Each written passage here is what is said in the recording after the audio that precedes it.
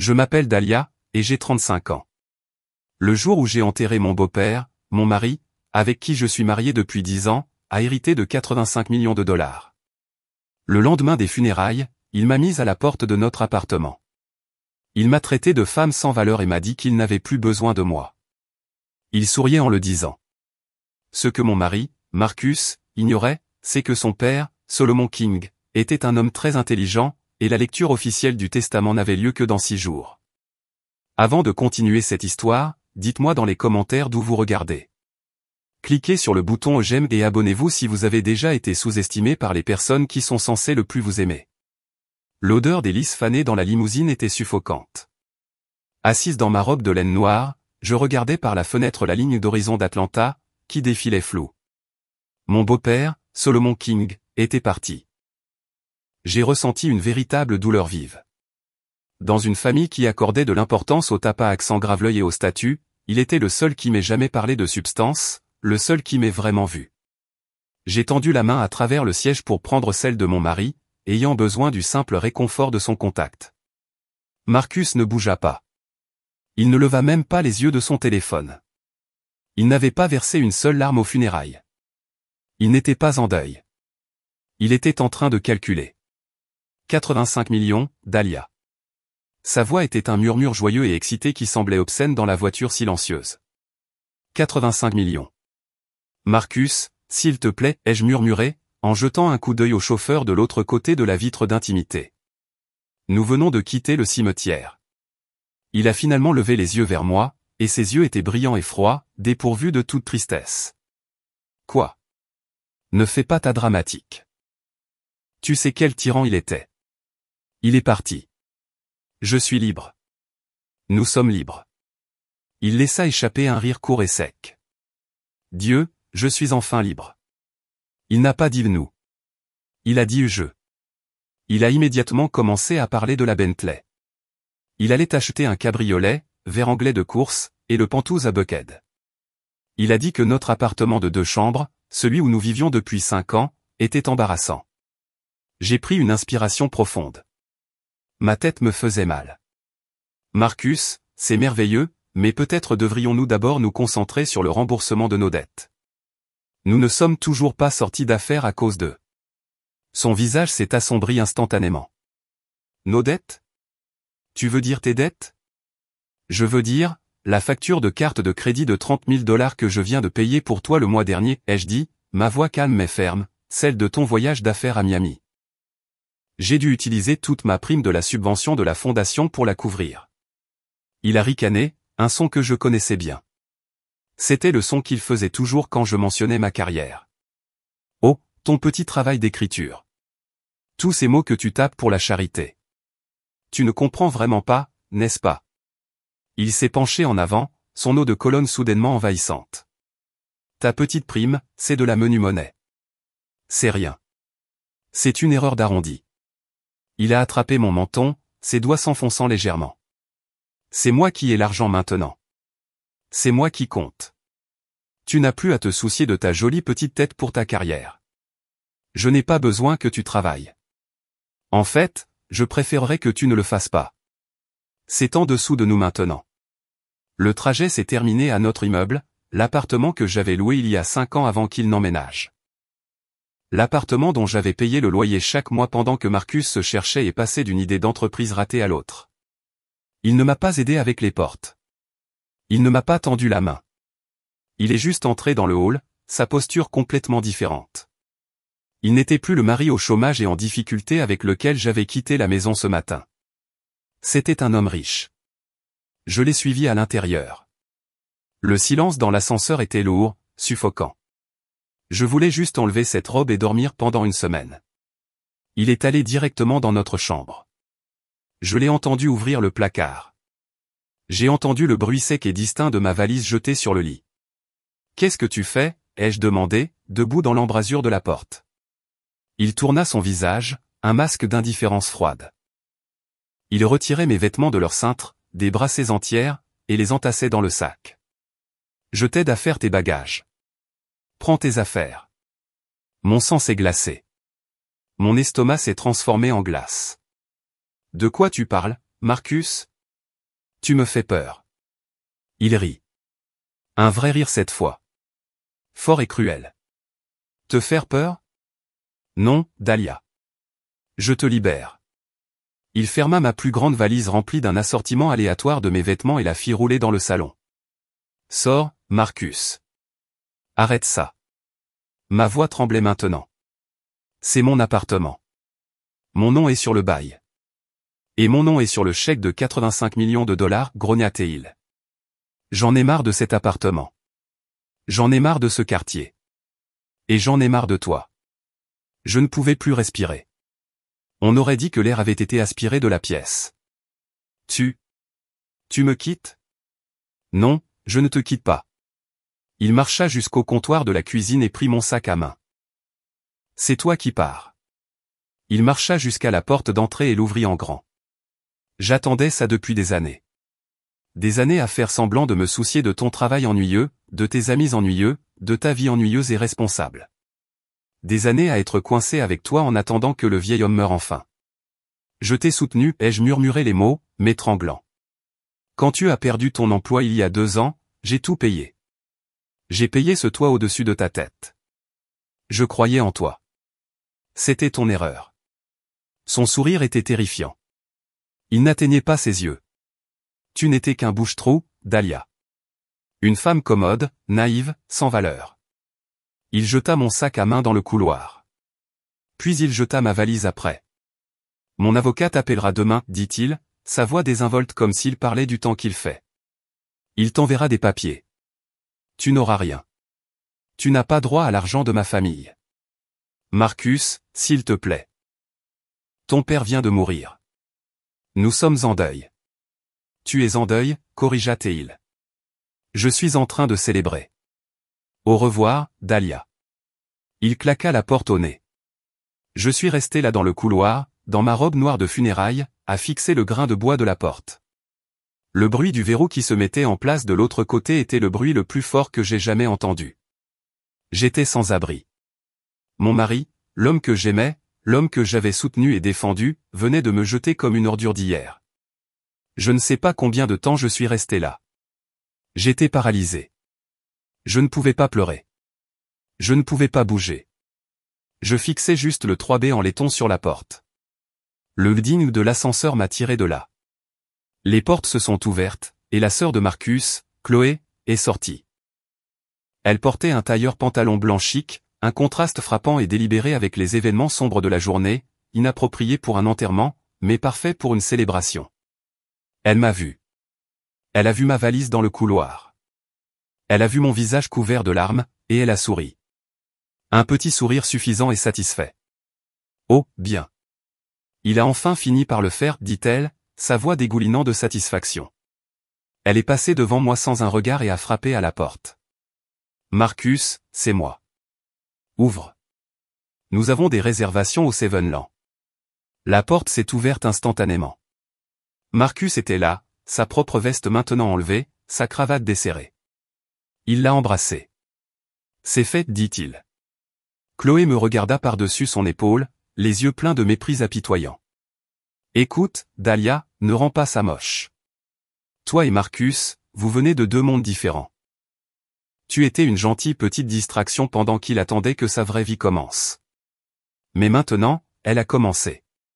Tu n'as pas ta place dans la famille King. Ces mots, 2 mondes différents. C'était exactement ce qu'elle m'avait dit à notre mariage quand elle a découvert que mes parents étaient professeurs et pas banquiers.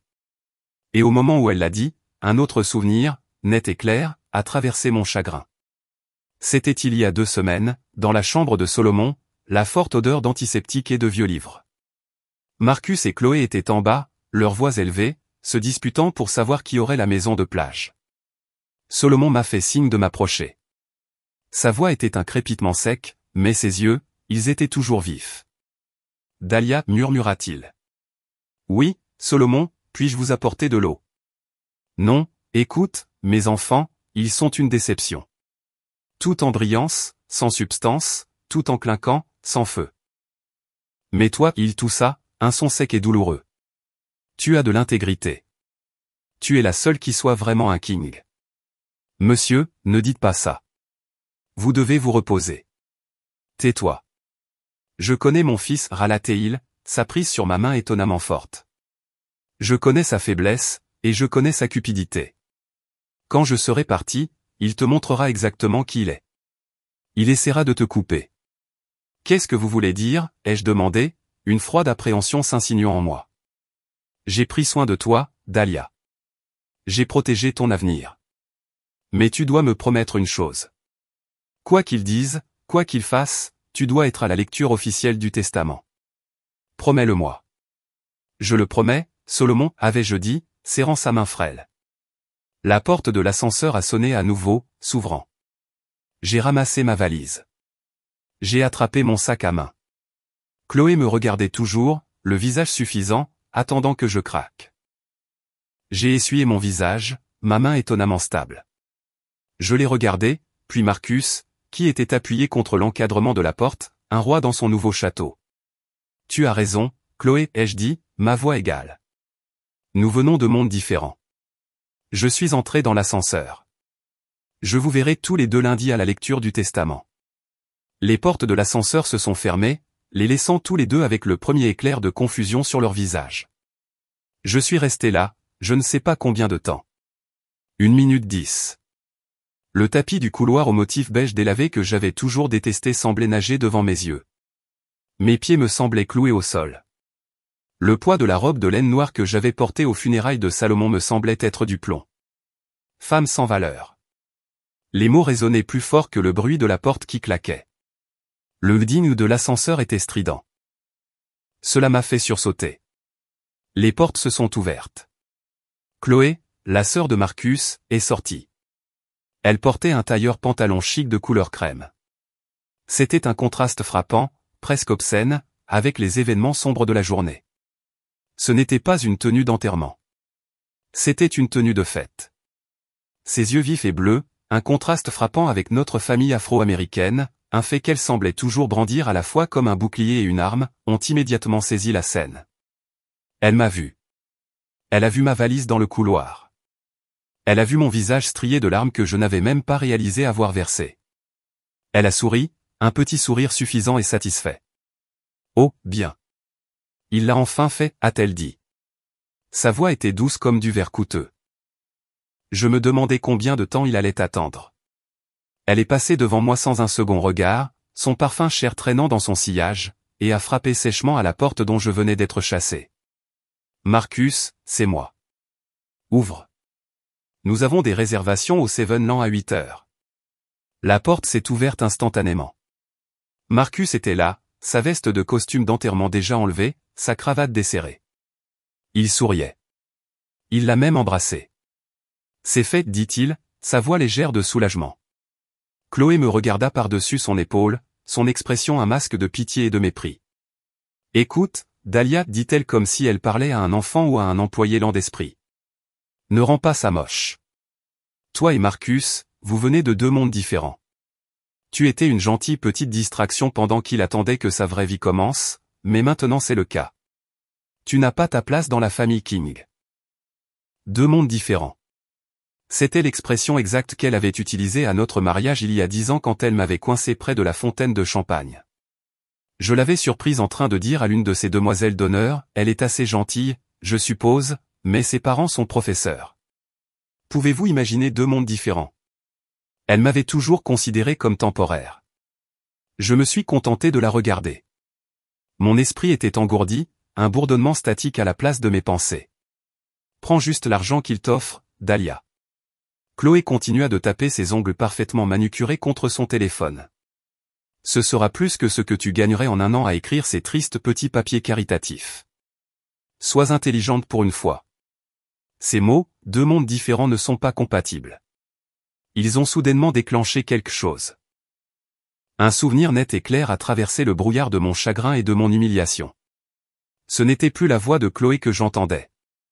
C'était celle de Solomon il y a 2 semaines. Sa chambre massive en bois sombre dans le domaine des Kings. La forte odeur d'antiseptique et de vieux livres. J'étais assise près de son lit et je lui lisais de la poésie, la seule chose qui semblait le calmer. Marcus et Chloé étaient en bas. Je pouvais entendre leur voix s'élever en écho dans le grand escalier. Ils se disputaient déjà à ce moment-là pour savoir qui aurait la maison de plage à Sea Island. Solomon avait agité une main frêle, me faisant taire au milieu d'un verset. Il m'a fait signe de m'approcher. Dahlia, murmura-t-il. Sa voix était un crépitement sec, mais ses yeux, profondément enfoncés et intelligents, étaient toujours vifs.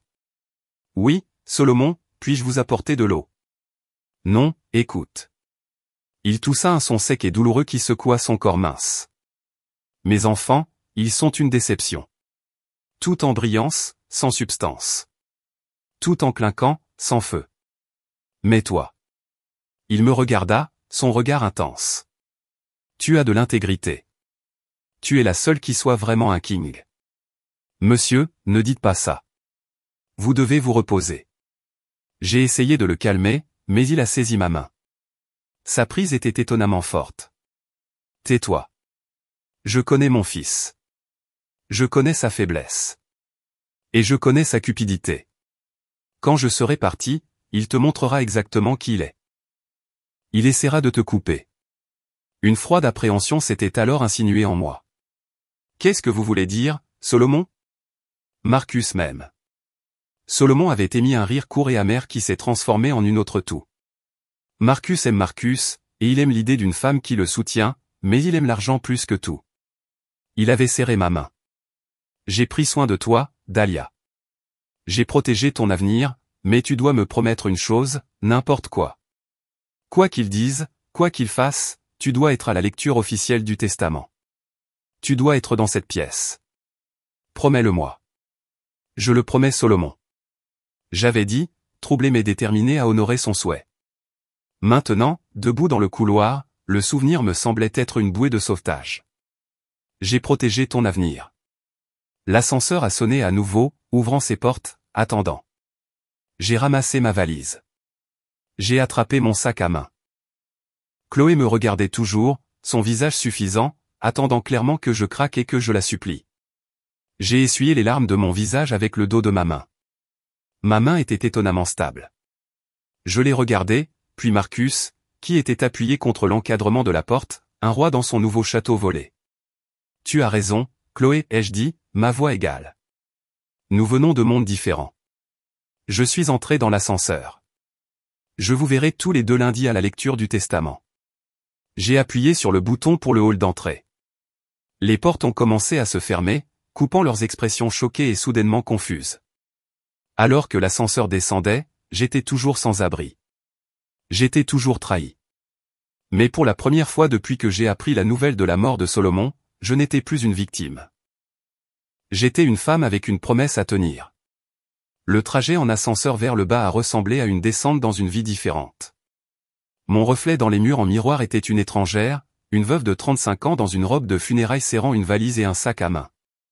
Sans valeur, le mot résonnait. Le hall était vide, le sol en marbre et indifférent. Je suis sorti dans la soirée humide d'Atlanta, les sons de la ville me frappant comme une force physique. J'étais sans abri. Je me suis assise sur un banc à l'arrêt de bus, mon esprit engourdi, essayant de déterminer ma prochaine étape. Je ne pouvais pas appeler mes parents. Ils vivaient à Chicago et avaient toujours été tièdes envers Marcus. Mais ils ne comprendraient pas ça. Ce genre de cruauté calculée dépassait leur sensibilité de classe moyenne. Il n'y avait qu'une seule personne, Maya. Je l'ai appelée, ma voix se brisant alors que j'essayais d'expliquer. Marcus, il m'a mise à la porte. Quoi? Dahlia, où es-tu? La voix de Maya était instantanément vive. Tout le sommeil avait disparu. Je suis sur un banc devant mon immeuble. Reste là. J'arrive. 10 minutes. Quand Maya s'est arrêtée dans sa Lexus, elle n'a pas attendu que je m'explique. Elle est sortie, son visage, un masque de fureur, a attrapé ma valise, l'a jetée dans le coffre et m'a fait monter de force sur le siège passager. On récupérera tes autres affaires plus tard. Ce soir, tu restes avec moi. Demain, on prend un avocat, a-t-elle dit, sa voix étant la force d'ancrage stable dont j'avais désespérément besoin. Maya n'était pas seulement ma meilleure amie. Elle était avocate d'entreprise. Elle comprenait les contrats, les obligations et les trahisons. Nous sommes arrivés à son appartement à Midtown, et elle m'a versé un verre de vin que je n'ai pas bu. Je me suis juste assise sur son canapé en velours moelleux, fixant le vide. « Et ton argent ?» a-t-elle demandé, arpentant la pièce. « Tes comptes ?» Il a dit que je n'aurais rien. Que c'est l'argent de sa famille. Que le diable l'emporte. Tu es sa femme et qu'en est-il de ton compte joint? Ton salaire est versé là-dedans. Une nouvelle froide appréhension s'est abattue sur moi. Oh mon Dieu, Maya. Mon salaire. La prime. J'ai sorti mon téléphone, mes mains tremblant tellement que je pouvais à peine taper le mot de passe. J'ai ouvert mon application bancaire. Le compte joint, celui que j'avais créé, celui sur lequel mes chèques de rédaction de subvention étaient déposés, avait un solde de 24,13 $. Il l'a pris, ai-je murmuré, lui montrant l'écran. Il a tout pris. J'ai fait défiler les transactions. Un virement juste après l'enterrement de $8 000. Il l'avait vidé. Les $8 000 qui étaient censés couvrir notre loyer et nos factures pour les 2 prochains mois. Mais $8 000. 7. Maya a coupé le mot. Il l'a fait aujourd'hui après les funérailles de son père. Il l'a fait juste après que nous ayons quitté le cimetière. J'ai réalisé le souvenir de lui souriant à son téléphone dans la limousine qui me revenait à l'esprit. Il ne calculait pas son héritage. Il était en train de me voler. D'accord. Le mode avocat de Maya s'est activé. C'est une bonne chose d'une manière terrible. C'est de la dissipation d'actifs. Un juge va détester ça. Elle m'a regardé, son expression s'adoucissant. Dahlia, je te connais. Tu le soutiens depuis des années, n'est-ce pas? J'ai acquiescé, l'humiliation me brûlant la gorge. Il n'a pas eu d'emploi stable depuis 2 ans, pas depuis que sa dernière start-up a échoué. Je paie le loyer, les mensualités de la voiture, tout, et la dette de $30 000 qu'il a contractée à Miami. Je l'ai payé le mois dernier, ai-je admis avec ta prime. Ce n'était pas une question, Maya. Comment ai-je pu être aussi stupide? Comment n'ai-je pas vu ça? Tu n'es pas stupide, Dahlia. Tu es loyale. Tu crois aux gens même quand ils ne le méritent pas. Tu as vu un mari en difficulté. Il a vu une solution temporaire. Et Solomon a tout vu. Elle avait raison. Les mots de Solomon me sont revenus. Je connais sa faiblesse. Qu'est-ce que je fais maintenant? Je me sentais tellement perdu. Je n'ai pas d'argent. Je n'ai nulle part où vivre. J'ai une proposition de subvention de $2 millions pour le Fulton Community Center à rendre dans 3 jours et mon ordinateur portable est toujours dans cet appartement. Les yeux de Maya se sont durcis. Tout d'abord, nous appelons ta banque et nous bloquons tes comptes personnels. Ensuite, nous appelons la police. Nous déposons un rapport pour expulsion illégale. Il ne peut pas simplement te fermer la porte de ta résidence principale. Je me fiche de qui est sur le bail. Nous obtiendrons une escorte pour récupérer tes affaires demain, en particulier cet ordinateur portable.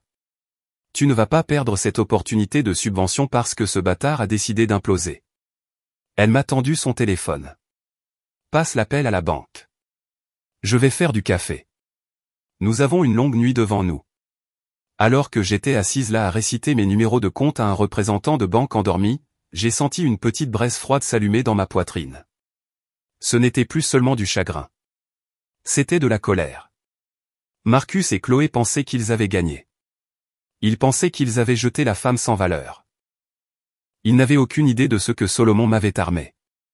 Ils n'avaient aucune idée à qui ils avaient affaire. J'ai fini avec la banque et j'ai regardé Maya qui m'a tendu une tasse fumante. D'accord, ai-je dit, ma voix m'est stable.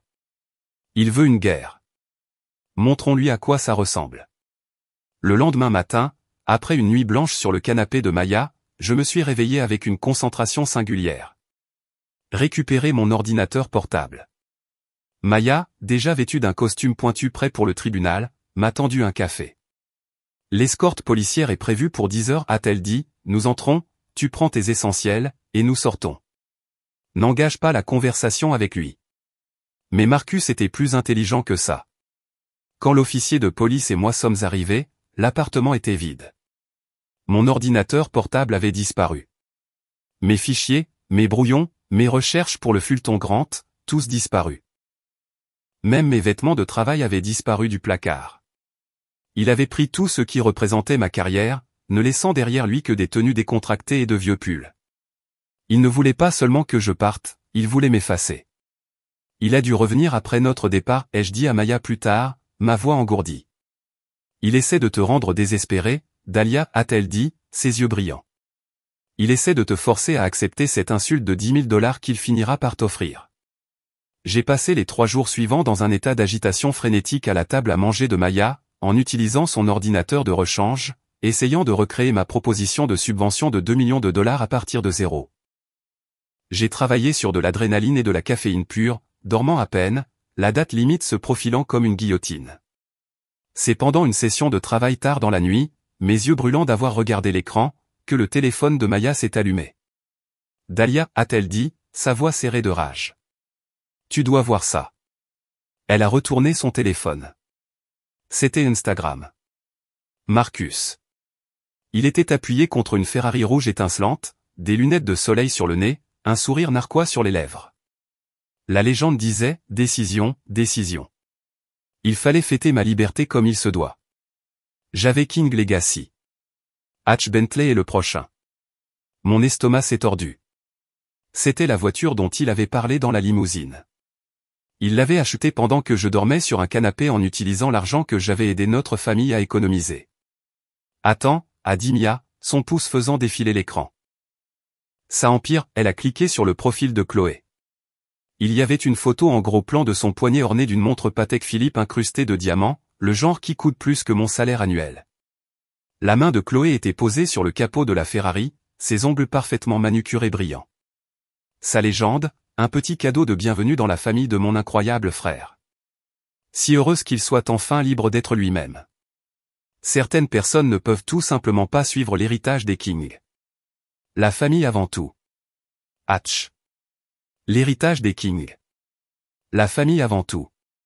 J'ai répété, l'hypocrisie piquant comme de l'acide. Elle a posté qu'elle n'est même pas une King. Elle est sa belle-sœur. Non, Dahlia. Maya a corrigé, sa voix sombre. Elle est sa belle-sœur blanche. Ce n'est pas seulement une question d'argent pour elle. C'est une question de statut. En se mariant dans la famille King, elle a obtenu le prestige. En te faisant jeter dehors, elle consolide sa position. Tu étais une menace pour son statut social. Chloé, qui s'était mariée dans la famille il y a 10 ans, m'avait toujours traité avec une condescendance sucrée.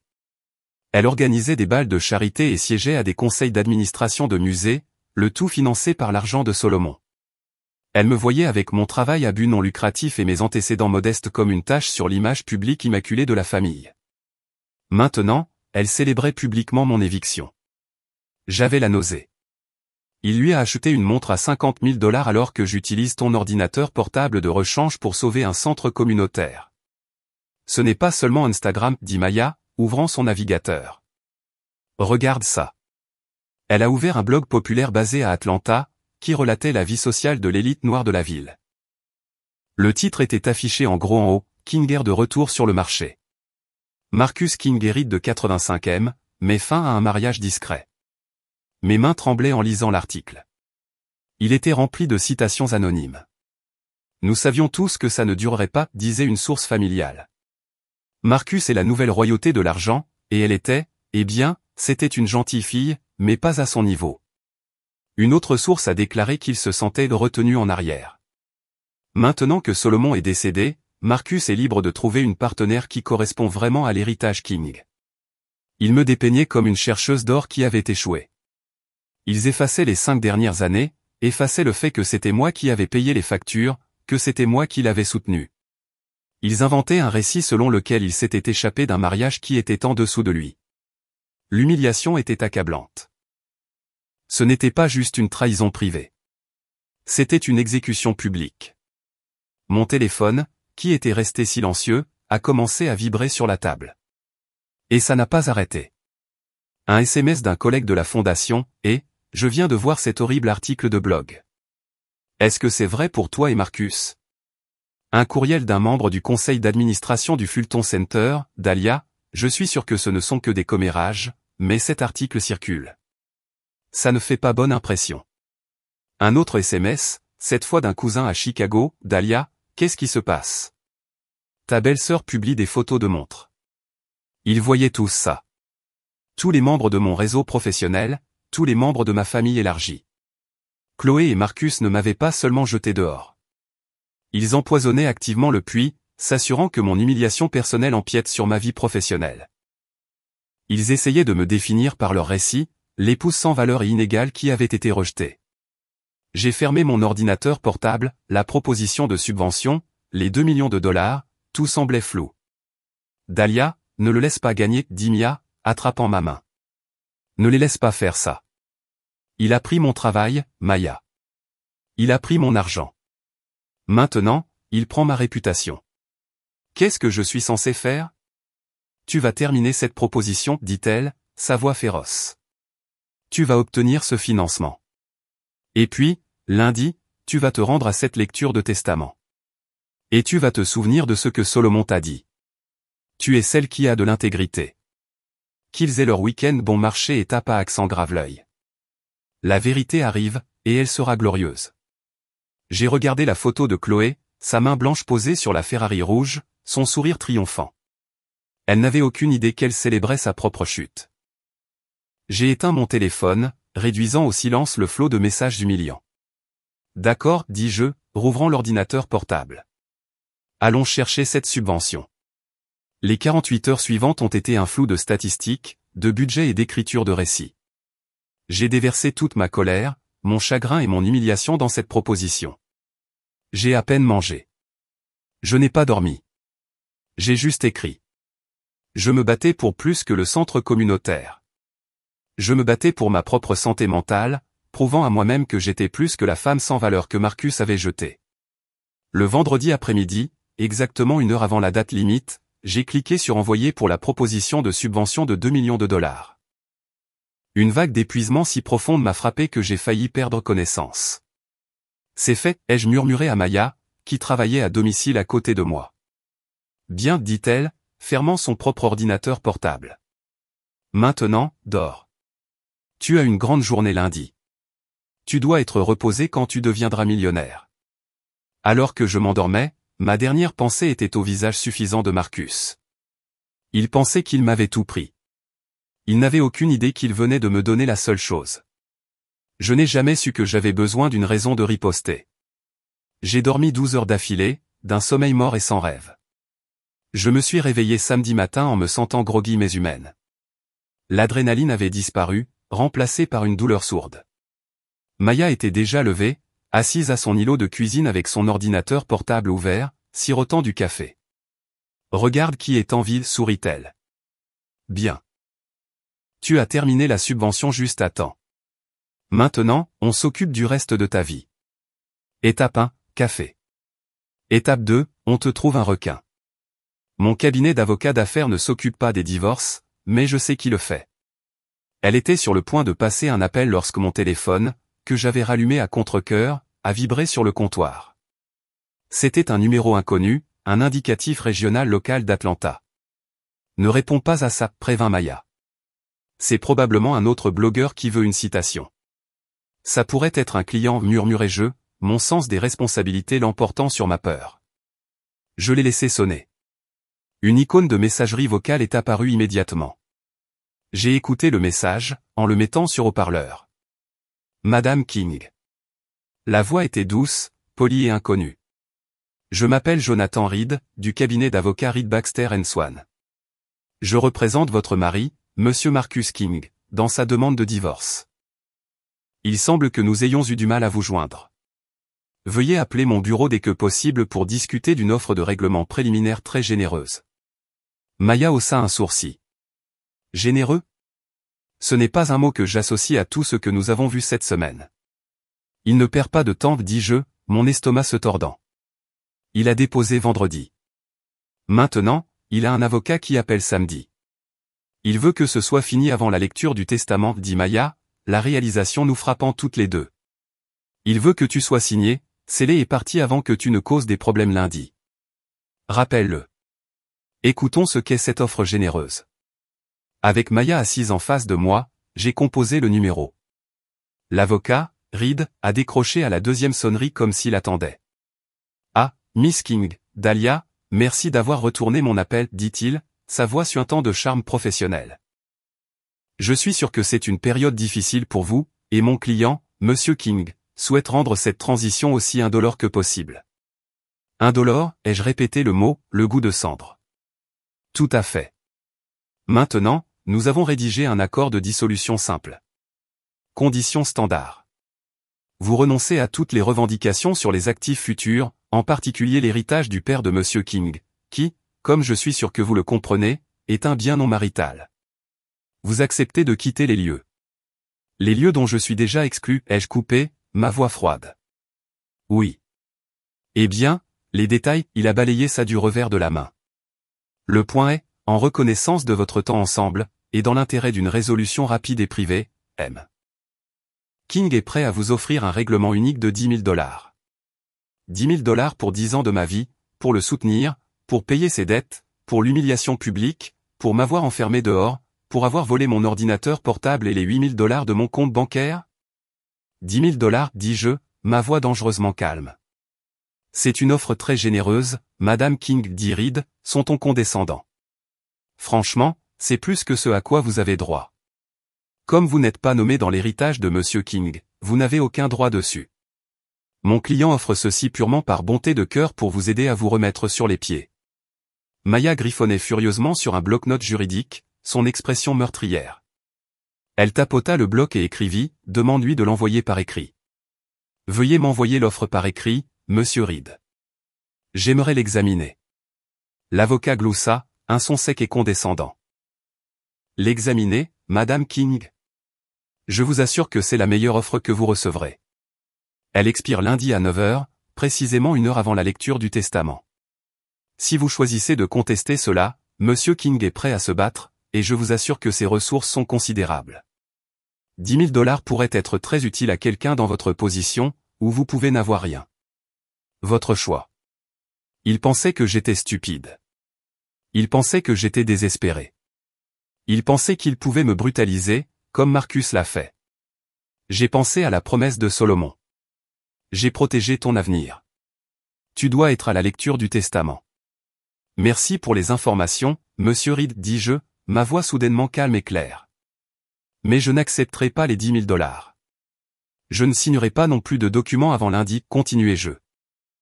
J'ai été personnellement invité à la lecture du testament par Solomon King, et j'ai l'intention d'y être pour honorer sa mémoire. La voix de l'avocat a perdu son charme lisse. Madame King, je dois vous conseiller que ce serait une erreur très stupide. Vous n'êtes pas nommé dans ce testament. Assister ne servira qu'à vous humilier davantage. Prenez l'argent. C'est un cadeau. C'est une insulte, répondis-je. Je vous verrai lundi. J'ai raccroché avant qu'il ne puisse répondre. Maya me regardait, un lent sourire se répandant sur son visage. Dahlia King, dit-elle, tu es une dure à cuire absolue. Je ne me sens pas comme une, ai-je murmuré, ma main tremblant. Il avait l'air si sûr, Maya. Et s'il avait raison? Et si Solomon était juste malade? Et s'il avait oublié? Et s'il n'y a rien pour moi? Et s'il y en a, riposta Maya. Cet avocat n'est pas seulement confiant, il se précipite. Il essaie d'obtenir ta signature avant que quelque chose ne se produise. Marcus est terrifié que tu sois dans cette pièce lundi, et maintenant je meurs d'envie de savoir pourquoi. J'ai raccroché le téléphone, le rire condescendant de l'avocat résonnant encore dans mes oreilles. Ne sois pas stupide, avait-il dit avec une telle certitude. Pendant un instant, j'ai presque cru. Et si Solomon, dans ses derniers jours de maladie, avait changé d'avis? Et si sa promesse n'était que les divagations d'un mourant, et que je me préparais à une dernière humiliation publique? Maya me regarda, ses yeux fermes. Ils bluffent, Dahlia. C'était de l'intimidation pure. Ils ont peur. Tiens bon. Avant même que je puisse répondre, mon téléphone sonna à nouveau. Cette fois, l'écran affichait un nom qui fit arrêter mon cœur, Marcus. Il ne m'avait pas appelé directement depuis le moment où il m'avait jeté dehors. J'ai regardé Maya, ma panique montant. Elle a juste hoché la tête, son expression se durcissant. Réponds et mets-le sur haut-parleur. J'ai tâtonné pour trouver le bouton, mon pouce tremblant. Allô? Qu'est-ce qui ne va pas avec toi? Sa voix n'était pas seulement en colère. C'était un rugissement furieux. Il devait écouter sur l'autre ligne avec son avocat. Qui crois-tu être pour rejeter l'offre de mon avocat? 10 000 $, c'est plus d'argent que tu n'en as jamais vu en un seul endroit, espèce d'ingrate. Bonjour, Marcus, dis-je, ma voix étonnamment claire. J'ai jeté un coup d'œil à Maya, qui a tapoté l'écran de son propre téléphone, indiquant qu'elle enregistrait cela comme une sauvegarde. J'ai appuyé sur le bouton d'enregistrement sur le mien. Ne me fais pas de bonjour Marcus? Cria-t-il. Mon avocat vient de me dire ce que tu as dit. Tu penses que tu vas venir à la lecture du testament, tu es folle? Ton nom n'est pas dans ce testament. Tu n'obtiens rien. Je t'offre 10 000 $ par bonté de cœur, ce qui est plus que tu ne le mérites. Et tu me craches à la figure. J'ai pris une profonde inspiration, imaginant le visage de Solomon, ses yeux gentils et perçants. Marcus, je suis ta femme légale, dis-je, ma voix calme. Et je serai au bureau de monsieur et lundi matin, comme ton père l'a personnellement demandé. Le silence à l'autre bout du fil était un ressort étroitement enroulé. Quand il parla à nouveau, sa voix était basse, venimeuse, et tout le charme qu'il avait jamais possédé avait disparu, dépouillé pour révéler le droit brut en dessous. Tu ne le feras pas, siffla-t-il. Si tu oses te montrer à ce bureau, Dahlia, je jure devant Dieu que je vais te détruire.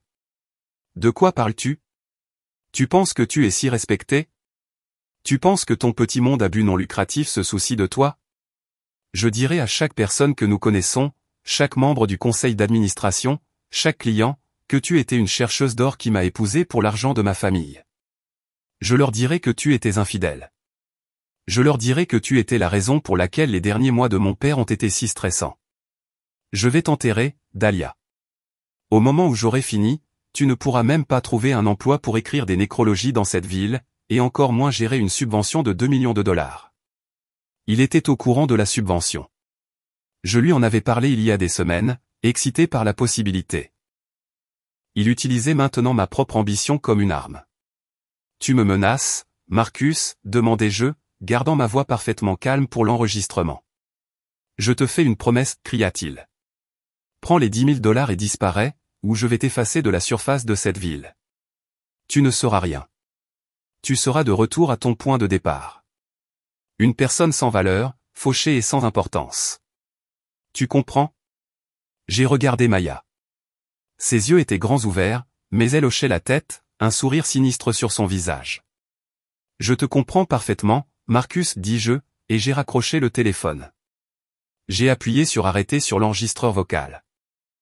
Le fichier a été enregistré proprement sur mon téléphone, menace de Marcus samedi. Mon Dieu, murmurai-je, l'adrénaline me frappant finalement, me faisant trembler. C'est ce que nous appelons l'intention, dit Maya, prenant le téléphone de ma main et s'envoyant le fichier par courriel, et c'est exactement ce dont nous avions besoin. Elle me regarda, son attitude professionnelle s'adoucissant. Il n'est pas seulement un imbécile, Dahlia. C'est un tyran, et les tyrans ne comprennent qu'une seule chose, perdre. Il avait l'air si sûr que je ne suis pas dans le testament, dis-je, le doute revenant. Il panique, insista Maya. Il ne te menacerait pas.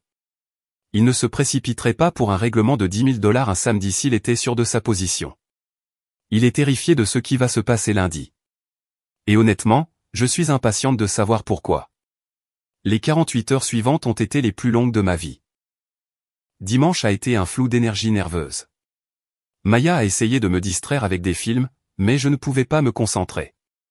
Je n'arrêtais pas de rejouer les menaces de Marcus encore et encore. Et s'il avait raison? Et si Solomon m'avait simplement dit ce que je voulais entendre?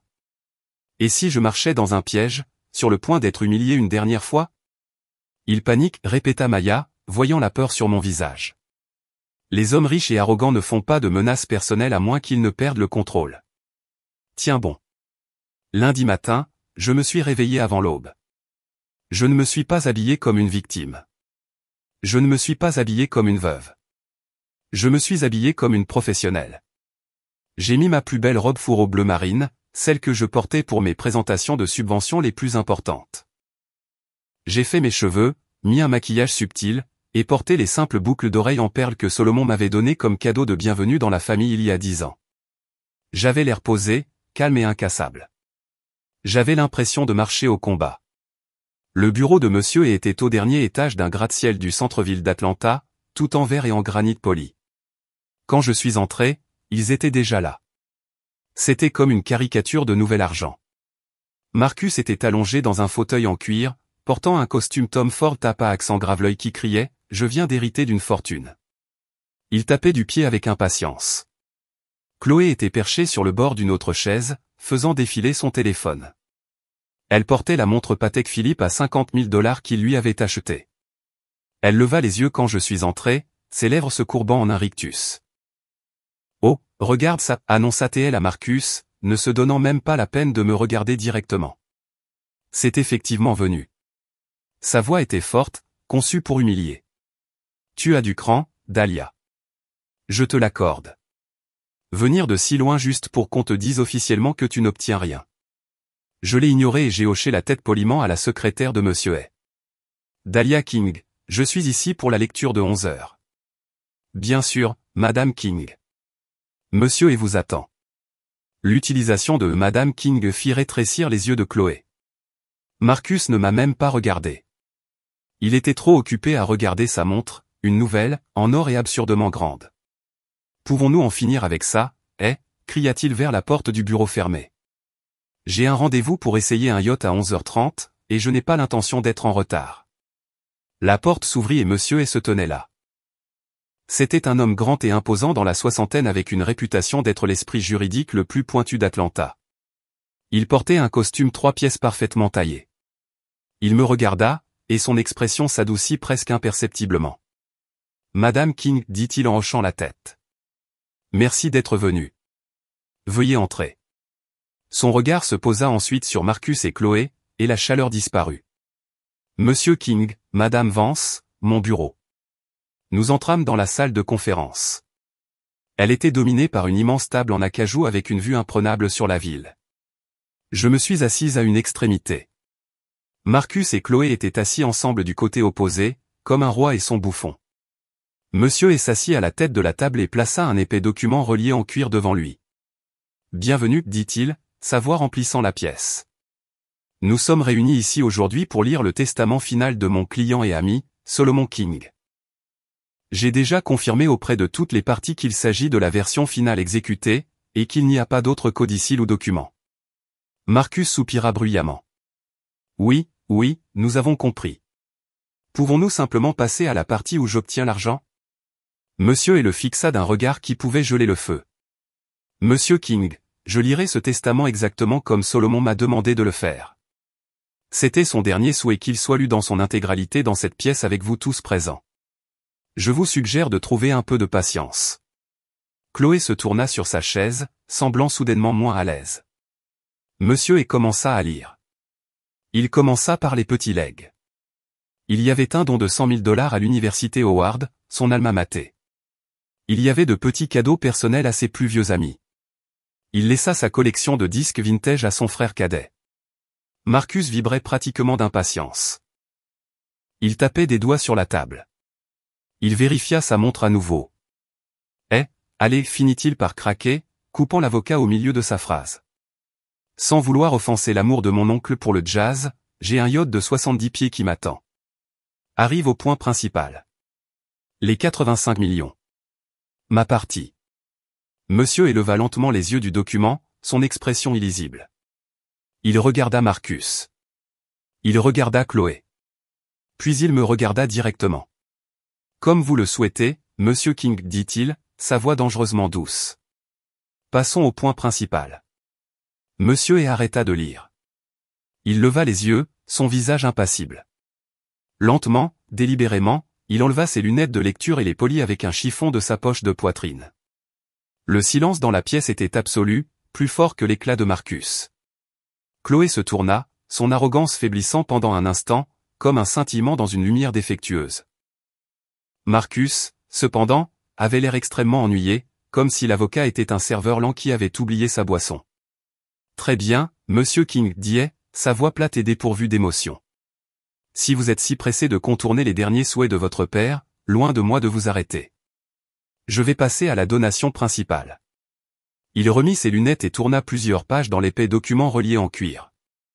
Il s'éclaircit la gorge, le son anormalement fort dans la pièce silencieuse. Page 4, article 3, concernant les principaux actifs de ma succession, y compris toutes les actions de King Holdings, mon portefeuille immobilier complet et tous les placements liquides actuellement évalués à environ 85 millions de dollars. Il fit une pause. Je pouvais voir Marcus se pencher physiquement en avant, tout son corps vibrant de cupidité. Il était littéralement au bord de sa chaise, un prédateur attendant la mort. Solomon King, étant saint d'esprit, lègue l'intégralité de cette succession de 85 millions de dollars à mon fils unique, Marcus King. Marcus explosa. Il n'a pas seulement souri. Il se leva d'un bond, levant le poing en l'air comme s'il venait de gagner le Super Bowl. Oui, cria-t-il, le son résonnant sur les murs de bois poli. Oui, enfin, 85 millions. Tu as entendu ça, Chloé? 85. Il se tourna, la veste coûteuse de son costume Tom Ford s'évasant, et se pavant vers la fenêtre du sol au plafond qui donnait sur la ville d'Atlanta. Il écarta les bras, pressant ses paumes contre la vitre comme pour revendiquer toute la ville. Tout est à moi. Toute cette fichue ville est à moi. Chloé était juste derrière lui, tapant dans ses mains, sa montre Patek Philippe scintillant sous les lumières. Nous l'avons fait, Marcus. Nous sommes libres. Plus besoin d'écouter le vieil homme critiquer tout. Tu es le roi maintenant. Marcus se tourna, ses yeux se posant finalement sur moi. Je n'avais pas bougé. J'étais juste assise là à le regarder. L'expression sur son visage était un triomphe pur et sans mélange, mêlé à une froide cruauté que j'avais passé 10 ans à essayer de faire semblant qu'elle n'était pas là. Il marcha lentement vers moi, son sourire un sourire de prédateur. Il appuya ses mains sur les accoudoirs de ma chaise, se penchant près de moi, me piégeant. Alors, Dahlia, dit-il, sa voix dégoulinant de condescendance, tu as entendu ça? 85 millions de dollars, et tout est à moi. Je me suis contenté de croiser son regard. Il semble que le spectacle soit terminé, dit-il, se redressant et projetant sa voix pour que monsieur et Chloé puissent t'entendre. Tu peux t'en aller maintenant. Je sais que tu espérais une aumône, peut-être quelques restes de la table, mais le testament est clair. Tu n'obtiens rien. Il laissa échapper un rire aigu et laid. En fait, tu sais quoi? Je me sens généreux. Je vais m'en tenir à mon offre initiale. C'est 10 000 dollars. Considère ça comme une indemnité de départ pour toutes ces années que tu as passées. Qu'est-ce que tu faisais, déjà? Ah, oui. Écrire. Chloé gloussa de la fenêtre. N'oublie pas, Marcus. Elle va avoir besoin de ces 10 000 pour son propre avocat après que tu l'aies poursuivi. Pourquoi? Détresse émotionnelle? C'est ça. Marcus claqua des doigts, comme s'il se souvenait d'une blague brillante. Tu vois, Dahlia, je suis toujours gentil même après que tu as rejeté mon avocat. Maintenant, sors. C'est une affaire de famille privée. Il fit un geste vers la porte d'un coup de poignet. Tu peux te montrer la sortie et m'envoyer ton reçu Uber. Je vais le payer. Mon dernier acte de charité. Je le regardais. Je regardais Chloé, qui souriait d'un air suffisant, les bras croisés. Je regardais Monsieur Hay, qui observait toute cette performance, le visage impassible. Et je ne bougeais pas. Tu es sourde, ou quoi, ricana Marcus, sa patience ayant disparu. J'ai dit, sors. La lecture est terminée. Je détournai mon regard de lui, passant Chloé, et le fixai fermement sur l'avocat au bout de la table. Monsieur Hay, dis-je, et j'étais fier de la façon dont ma voix ne tremblait pas. Il ne vous a pas laissé finir de lire la phrase. Les mots de Marcus flottaient dans l'air, épais et huileux. Envoyez-moi votre reçu Uber. Et il s'apprêtait à se lever pour sortir de cette pièce et monter à bord de son nouveau yacht de 70 pieds. Un roi renvoyant un serviteur. Je ne bougeais pas. Je ne pleurais pas. Je ne clignais même pas des yeux. Je me contentais de regarder par-dessus son visage suffisant et triomphant et de croiser le regard de Monsieur Hay. Monsieur Hay, qui était resté parfaitement immobile pendant toute la performance de Marcus, leva lentement la tête. Il regarda Marcus, qui était maintenant à moitié sorti de sa chaise, et dit d'une voix qui traversa la pièce comme de l'acier froid, « Monsieur King, veuillez vous asseoir. » Marcus s'arrêta, contrarié. « Pourquoi faire? J'ai fini. Nous avons fini. J'ai des rendez-vous. Je vous conseille vivement de vous asseoir, dit Monsieur Hay. La lecture n'est pas, comme vous l'avez si éloquemment dit, terminé. Vous semblez avoir manqué la partie la plus importante de votre héritage. Chloé laissa échapper un soupir exaspéré depuis la fenêtre. De quoi parlez-vous, Vous venez de le lire. Marcus a tout. Elle n'a rien. C'est simple. Ne faites pas traîner ça. Monsieur l'ignora complètement. Son regard était fixé sur mon mari. M. King, avez-vous pris la peine de lire la copie certifiée conforme du testament que j'ai envoyé par coursier à votre domicile la semaine dernière? Ou vous êtes-vous, comme je le soupçonne, contenté de lire la première ligne de l'article 3 et de vous arrêter? Le visage de Marcus devint rouge. Il était clairement agacé d'être mis au défi. Quoi? J'y ai jeté un coup d'œil. Il était dit que je recevais l'argent. 85 millions. C'est tout ce que j'avais besoin de savoir. Ce n'est pas compliqué. Au contraire, dit monsieur un ton menaçant dans la voix. C'est très compliqué, et votre incapacité à lire le document que votre père a préparé pour vous est peut-être l'erreur la plus coûteuse que vous ferez jamais dans votre vie. Il se pencha en avant, ajustant ses lunettes. Permettez-moi, pour votre bénéfice, de relire l'article 3. Cette fois, j'inclurai la phrase entière. La pièce devint soudain très silencieuse. Même Marcus sembla sentir que quelque chose n'allait pas lentement, à contre-cœur, il se rassit dans sa chaise. Monsieur s'éclaircit la gorge. Page 4, article 3. Moi, Solomon King, étant saint d'esprit, lègue l'intégralité de ce domaine de 85 millions de dollars. Il fit une pause, levant les yeux pour regarder directement Marcus. À mon fils unique, Marcus King, avec une condition matérielle préalable. Les 5 derniers mots tombèrent comme des pierres jetées dans un étang silencieux. Le sourire de Marcus se figea. Quoi? Quelles conditions? Chloé s'éloigna de la fenêtre, son propre sourire ayant disparu. Une condition? C'est n'importe quoi. Il ne peut pas faire ça. Oh, il le peut absolument, dit monsieur et il l'a fait, comme je le disais. Ce legs et l'intégralité de l'héritage de Marcus ne seront considérés comme valides que si, et seulement si, au moment de mon décès, et pendant une période d'au moins 10 ans par la suite, il reste dans un mariage fidèle, stable et soutenant avec sa femme actuelle, Dahlia King. L'explosion fut immédiate. Quoi? Marcus bondit de sa chaise, sa voix se transformant en un cri. C'est insensé. Il ne peut pas faire ça. Ce n'est pas légal. C'est elle. Chloé cria, son visage se tordant en un masque hideux de rage. Elle pointa un doigt vers moi. Elle l'a manipulé pendant qu'il était malade. Elle a fait ça. Je pensais à Solomon, sa main dans la mienne. Je connais mon fils. J'ai protégé ton avenir. Monsieur éleva une main, les faisant taire tous les deux. Je peux vous assurer que c'est parfaitement légal. Solomon était saint d'esprit et son intention était claire. Il avait également anticipé cette réaction exacte, ce qui nous amène à l'article 4, la clause pénale. Pénalité? Marcus arpentait maintenant la pièce, ses mains tirant sur sa cravate coûteuse. Dans le cas où Marcus continua de lire monsieur sa voix un monotone calme et implacable, par son propre mauvais jugement, son arrogance ou son infidélité, choisit d'abandonner, de se séparer ou de divorcer de sa femme, Dahlia King. Une action qui sera déterminée à la seule discrétion de mon exécuteur testamentaire, monsieur . Alors l'intégralité du legs détaillé à l'article 3 sera immédiatement annulée.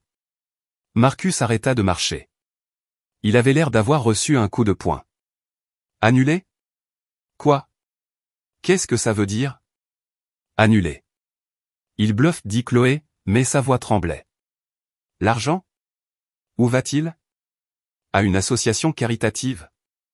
À l'église. Monsieur tourna lentement la page. Il regarda Marcus. Il regarda Chloé.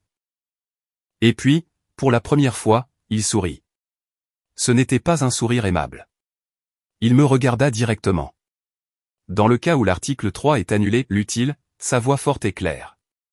L'intégralité du domaine de 85 millions de dollars, y compris tous les actifs, propriétés et fonds, sera transférée immédiatement et irrévocablement à la seule propriété de ma bien-aimée belle-fille, Dahlia King, qui a prouvé être la seule de ma famille immédiate à comprendre que le véritable héritage se construit sur l'intégrité, la force et le caractère, et pas seulement sur un nom de famille.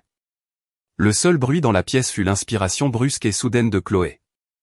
Marcus se contenta de me fixer, le visage blanc, un masque exsangue d'horreur. Je baissai les yeux sur mon mari, l'homme que j'avais aimé, soutenu et défendu pendant 10 ans. Il était en train de ramper sur le tapis coûteux de l'avocat de son père, le visage couvert de sueur, une panique désespérée. L'homme aux 85 millions de dollars, qui il y a quelques instants à peine m'avait dit de lui envoyer mon reçu Uber, était maintenant en train de supplier. Dahlia, dis quelque chose. Dis-lui qu'on plaisantait. Tu m'aimes, n'est-ce pas? Ces mots flottaient dans l'air. Il ne demandait pas. Il essayait d'encaisser le dernier atout. Il pensait avoir ma loyauté. Je me levai lentement, lissant le devant de ma robe noire de deuil. La pièce était si silencieuse que j'entendais le bourdonnement de la climatisation. Chloé était figée contre le mur, le visage pâle. Amour, dis-je, ma voix douce mais portant dans le silence. Je t'ai aimé, Marcus. J'ai aimé l'homme que je pensais que tu étais. J'ai aimé l'homme que je croyais en difficulté, pas l'homme qui était simplement paresseux. Je t'ai soutenu quand tu étais au chômage depuis 2 ans. J'ai payé tes dettes de carte de crédit de 30 000 $, celles que tu as accumulées à Miami. J'ai écrit les plans d'affaires de tes startups ratées, celles dont tu as pris tout le mérite. Je passai devant lui et me tins à la fenêtre, regardant la ligne d'horizon d'Atlanta.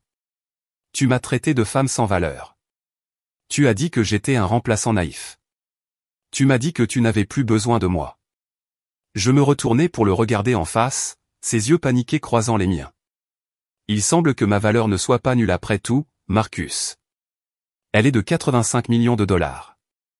Chloé finit par retrouver sa voix. Ce n'était pas un murmure. C'était un cri aigu et furieux. Tu savais que c'était un piège. Tu connaissais cette clause depuis le début. Tu l'as manipulée. Tu as manipulé Solomon pendant qu'il était malade. Tu as fait ça. Je la regardais, la femme qui m'avait souri d'un air suffisant dans le couloir de ma propre maison. Je n'ai manipulé personne, Chloé. J'ai juste tenu une promesse que j'avais faite à Solomon. Il connaissait son fils. Il connaissait sa cupidité. Il connaissait sa faiblesse. Solomon n'a pas tendu un piège à Marcus. Il lui a fait passer un test, un simple test de 10 ans de caractère, de loyauté. Et Marcus n'a même pas pu durer 10 jours. Monsieur King, interrompit Monsieur Hay, sa voix ramenant la dure réalité glaciale dans la pièce. Puisque vous avez officiellement annulé l'article 3, l'article 4 est maintenant pleinement en vigueur. Le domaine est transféré à Madame King avec effet immédiat. Attendez, cria Marcus, se relevant précipitamment. L'argent? L'argent est déjà sur mon compte. Je l'ai déjà transféré. Monsieur Hay acquiesça, parfaitement imperturbable. Oui, les 10 millions de dollars qui vous ont été avancés la semaine dernière pour les dépenses préliminaires du domaine. Nous sommes conscients que ce transfert était subordonné à l'exécution du testament tel qu'il a été rédigé. Puisque vous avez violé les termes avant cette lecture en demandant le divorce et en abandonnant votre femme. Ces 10 millions de dollars sont maintenant la propriété de Madame King. Et la voiture, murmura Chloé, les yeux écarquillés d'une nouvelle horreur. Quelle voiture, demanda Hay, bien que son expression calme me dise qu'il savait exactement de quelle voiture il s'agissait. La Ferrari, étouffa Marcus. Je l'ai achetée samedi. Je viens de la conduire ici. Alors cette Ferrari a été achetée avec des fonds qui ne vous appartenaient pas, déclara Monsieur Hay catégoriquement. Elle appartient maintenant à Dahlia. Nous allons bien sûr envoyer une équipe de récupération pour la récupérer cet après-midi auprès du voiturier. Étage M.V. ajouta, son regard se tournant vers Chloé, qui avait l'air sur le point d'être malade, je crois qu'il y avait aussi un cadeau, une montre PC Felipe d'une valeur de 50 000 $. Chloé saisit instinctivement son poignet, couvrant la montre de son autre main. Vous ne pouvez pas, souffla-t-elle. Elle a également été achetée avec des fonds du domaine, continua Hay, implacable. Elle est également maintenant la propriété de Madame King. Vous la retournerez à mon bureau avant 17 h aujourd'hui, où nous déposerons une plainte pénale pour recel de biens volés. Le visage de Chloé s'effondra. Son symbole de statut social, sa récompense pour avoir célébré mon éviction, venait de devenir une preuve dans un crime. L'arrogance de Marcus avait complètement disparu, remplacée par une panique désespérée et pathétique. Il tituba vers moi, les mains tendues, le visage rempli de confusion et de terreur. Dahlia, bébé, écoute-moi. Nous pouvons arranger ça. Sa voix était douce, ce vieux charme qu'il utilisait pour obtenir ce qu'il voulait, maintenant mêlé de désespoir. C'était une erreur. J'étais en deuil. Je ne pensais pas clairement. Tu sais que je t'aime. Ce n'était qu'un malentendu. Un malentendu, demandai-je. Le fait que tu m'aies jeté hors de mon appartement était un malentendu? Le fait que tu aies volé $8000 de notre compte commun était un malentendu? Le fait que tu m'aies dit, et je cite, « Je n'ai plus besoin de toi, femme sans valeur. » Je ne le pensais pas, implora-t-il, les yeux sauvages. Nous pouvons revenir en arrière. Je vais annuler la demande de divorce tout de suite. Annule le divorce. Monsieur se contenta de le regarder par-dessus le bord de ses lunettes. Ce n'est pas comme ça que ça marche, monsieur King. L'acte de dépôt était la violation. Le testament est clair. L'héritage est annulé. Dahlia, s'il te plaît. Il essaya de me saisir les mains, mais je reculai hors de sa portée. Ne me fais pas ça. À nous, nous sommes une famille. Pense à notre vie ensemble, 10 ans. Je regardais cet homme, cet étranger qui avait partagé mon lit pendant une décennie. Solomon avait raison. Il était faible. Il n'était pas désolé pour la trahison. Il était seulement désolé d'avoir été pris. Il n'était pas désolé de m'avoir traité de femme sans valeur. Il était désolé que sa femme sans valeur détienne maintenant toutes les cartes. Je pense à notre vie, Marcus, dis-je, ma voix douce mais finale. Je pense aux 5 dernières années où j'ai travaillé 60 heures par semaine à écrire des subventions pour payer notre loyer pendant que tu critiquais mon travail ennuyeux. Je pense à la dette de $30 000 que j'ai remboursée pour toi. Je pense à toi riant avec ta sœur dans la limousine alors que le corps de ton père était encore chaud. Je pense à toi volant mon ordinateur portable pour que je ne puisse même pas faire mon travail. Je hochai la tête. Tu ne m'aimes pas, Marcus. Tu n'aimes que ce que je pouvais faire pour toi. Et comme tu l'as si clairement souligné mardi, tu n'as plus besoin de moi. Je lui tournai le dos. Je fis face à Monsieur A, qui me regardait avec un air d'approbation respectueuse profonde. Monsieur A, dis-je, ma voix claire et forte. Merci d'avoir exécuté les souhaits de mon beau-père si parfaitement. Veuillez procéder au transfert immédiat de tous les actifs. J'ai une proposition de subvention de $2 millions pour le centre communautaire de Fulton à laquelle je dois retourner, et maintenant je peux enfin me permettre de la financer moi-même. Je me dirigeai vers la porte. Dahlia, attends, cria Marcus derrière moi. Tu ne peux pas simplement partir. Tu ruines ma vie. Tu me dois. Je suis ton mari. Je fis une pause à la porte, la main sur la poignée, mais je ne me retournai pas. Non, Marcus, dis-je. Tu as ruiné la tienne. Je ne fais que commencer la mienne. Je sortis du bureau, passant devant la secrétaire choquée, et entrai dans l'ascenseur. Alors que les portes se fermaient, je laissai échapper le souffle que j'avais l'impression de retenir depuis 10 ans. La ville d'Atlanta s'étendait devant moi à travers le hall vitré. Elle était lumineuse, claire et, pour la première fois, j'avais l'impression qu'elle m'appartenait. J'étais libre. Claude laissa échapper un son étranglé, serrant son poignet, le visage, un masque d'incrédulité. Le symbole de statut social de $50 000 qu'elle avait brandi il y a quelques minutes à peine était maintenant un bien volé. Mais c'est Marcus qui s'effondra vraiment. Son arrogance, sa confiance, son identité entière furent brisées en un instant. Il tituba en avant non pas avec colère, mais avec une panique brute et laide que je n'avais jamais vue auparavant. Il tomba réellement à genoux sur le coûteux tapis perçant, saisissant le bord de ma robe. Dahlia bébé, écoute-moi. Nous pouvons arranger ça, implora-t-il, la voix brisée, les larmes coulant maintenant sur son visage. De vraies larmes chaudes de terreur. C'était une erreur. J'étais en deuil. Je ne pensais pas clairement. Tu sais que je t'aime. Ce n'était qu'un malentendu.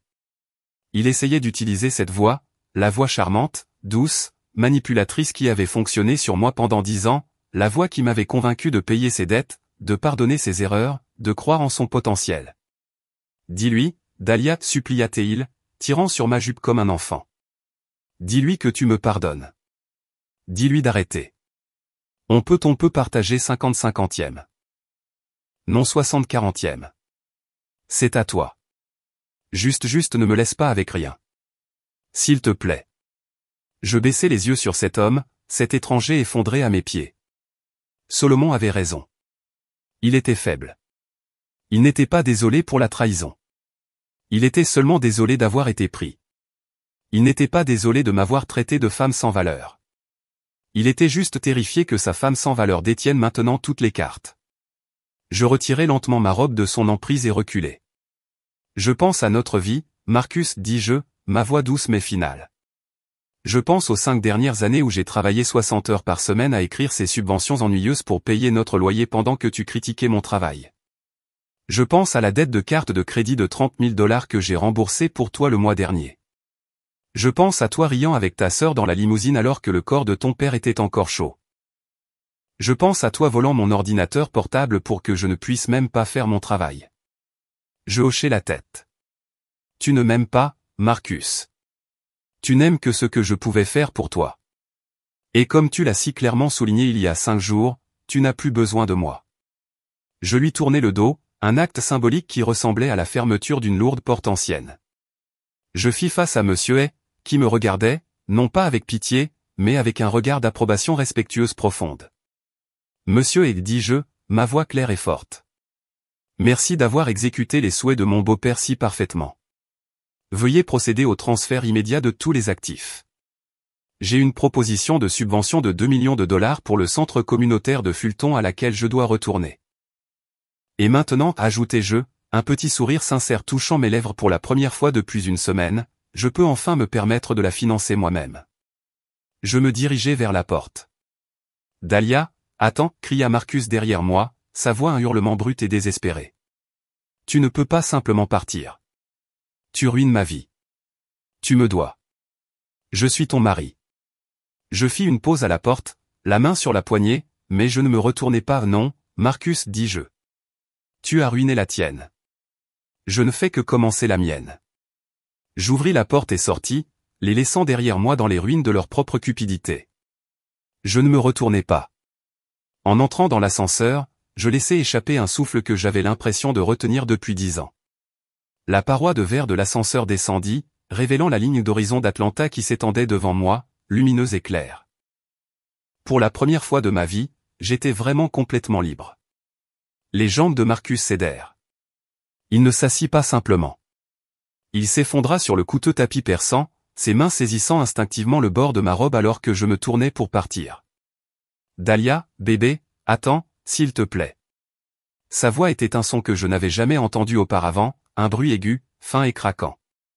L'arrogance, la confiance, la cruauté d'il y a 10 minutes à peine avaient disparu, remplacées par la panique brute et laide d'un animal acculé. Dahlia, écoute-moi, implora-t-il. Son visage, que j'avais autrefois trouvé si beau, maintenant couvert de sueur et tordu de terreur. Nous pouvons arranger ça. C'était une erreur.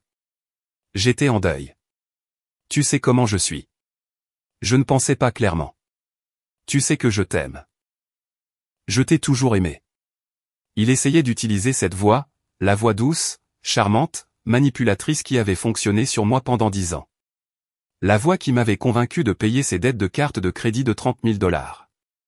La voix qui expliquait ses start-up ratées et ses 2 années de chômage. La voix qui, il y a 5 jours à peine, m'avait traité de femme sans valeur. Dis-lui, supplia-t-il, tirant sur ma jupe comme un enfant grincheux. Dis-a et d'arrêter. Dis-lui que tu me pardonnes. On peut partager ça. C'est juste, non? 50-50e. Non, 60-40e. C'est à toi. Je m'en fiche. Juste ne me laisse pas avec rien. S'il te plaît, Dahlia, ne me fais pas ça. À nous. Il leva les yeux vers moi, les yeux sauvages. Nous sommes une famille. Pense à notre vie ensemble, 10 ans. Je baissai les yeux sur cet étranger. Cet homme effondré à mes pieds. Solomon avait raison. Il était faible. Il n'était pas désolé pour la trahison. Il était seulement désolé d'avoir été pris. Il n'était pas désolé de m'avoir traité de femme sans valeur. Il était juste terrifié que sa femme sans valeur détienne maintenant toutes les cartes, toutes les 85 millions de $. Lentement, délibérément, je me penchai et retirai le tissu de ma robe de son emprise désespérée. Je reculai, mettant une distance physique finale entre nous. Je pense à notre vie, Marcus, dis-je, ma voix douce mais finale. Je pense aux 5 dernières années où j'ai travaillé 60 heures par semaine à écrire ces subventions ennuyeuses pour payer notre loyer pendant que tu étais assis sur ce canapé à critiquer mon petit travail. Je pense à la dette de 30 000 $ que j'ai remboursée pour toi le mois dernier. Je pense à toi riant avec ta sœur dans la limousine alors que le corps de ton père était encore chaud. Je pense à toi volant mon ordinateur portable, mon travail, pour que je ne puisse même pas fonctionner. Je hochai la tête, le dernier brin d'attachement que je ressentais pour lui se transformant en poussière. Tu ne m'aimes pas, Marcus. Tu ne l'as jamais fait. Tu n'aimes que ce que je pouvais faire pour toi. Tu aimais ma stabilité. Tu aimais mes revenus. Et tu aimais ma loyauté. Et comme tu l'as si clairement souligné il y a 5 jours, tu n'as plus besoin de moi. Je lui tournai le dos. C'était un acte symbolique, la fermeture d'une lourde porte ancienne que j'avais maintenue ouverte avec ma propre force depuis bien trop longtemps. Je fis face à Monsieur A, qui me regardait, non pas avec pitié, mais avec un regard d'approbation respectueuse profonde. Monsieur A, dis-je, ma voix claire et forte, la voix d'une femme qui connaissait enfin sa propre valeur. Merci d'avoir exécuté les souhaits de mon beau-père si parfaitement. Veuillez procéder au transfert immédiat de tous les actifs. J'ai une proposition de subvention de 2 millions de $ pour le centre communautaire de Fulton à laquelle je dois retourner. Et maintenant, ajoutai-je, un petit sourire sincère touchant mes lèvres pour la première fois depuis ce qui semblait être une éternité, je peux enfin me permettre de la financer moi-même. Je me dirigeai vers la porte, mes talons claquant de manière décisive sur le sol en acajou poli. Dahlia, attends, cria Marcus derrière moi. Sa voix un hurlement brut et désespéré. Ce n'était plus une supplication. C'était un ordre d'un roi qui venait de perdre son trône. Tu ne peux pas simplement partir. Tu ruines ma vie. Tu me dois. Je suis ton mari. Je fis une pause à la porte, la main sur la lourde poignée en laiton. Je pouvais sentir son regard et celui de Chloé brûler sur mon dos, mais je ne me retournai pas. Non, Marcus, dis-je, ma voix résonnant dans le silence stupéfait de la pièce. Tu as ruiné la tienne. Je ne fais que commencer la mienne. J'ouvris la porte et sortis, passant devant la secrétaire choquée et entrant dans l'ascenseur. Alors que les portes se fermaient, je laissai échapper un souffle que j'avais l'impression de retenir depuis 10 ans. La paroi de verre de l'ascenseur descendit, révélant la ligne d'horizon d'Atlanta qui s'étendait devant moi, lumineuse, claire et vaste. Pour la première fois de ma vie, j'étais vraiment complètement libre. Voici la leçon apprise de l'histoire, la vraie valeur n'est jamais définie par l'opinion de quelqu'un d'autre. Dahlia a été traitée de sans valeur par le mari paresseux qu'elle avait soutenu pendant des années. Pourtant, son beau-père a secrètement reconnu son intégrité comme le véritable héritage familial. Il a rédigé son testament de 85 millions de $ non pas comme un cadeau mais comme un test du caractère de son fils. Marcus, aveuglé par la cupidité et l'arrogance, a immédiatement abandonné la seule personne qui était son ancre, provoquant sa propre chute instantanée. Cette histoire nous enseigne que l'intégrité est l'actif ultime. Alors que d'autres poursuivent l'illusion de la richesse, bâtir votre vie sur le caractère et le respect de soi est la seule base qui ne peut pas vous être enlevée. Avez-vous déjà vu les vraies couleurs de quelqu'un être exposé par l'argent? Partagez votre histoire dans les commentaires ci-dessous.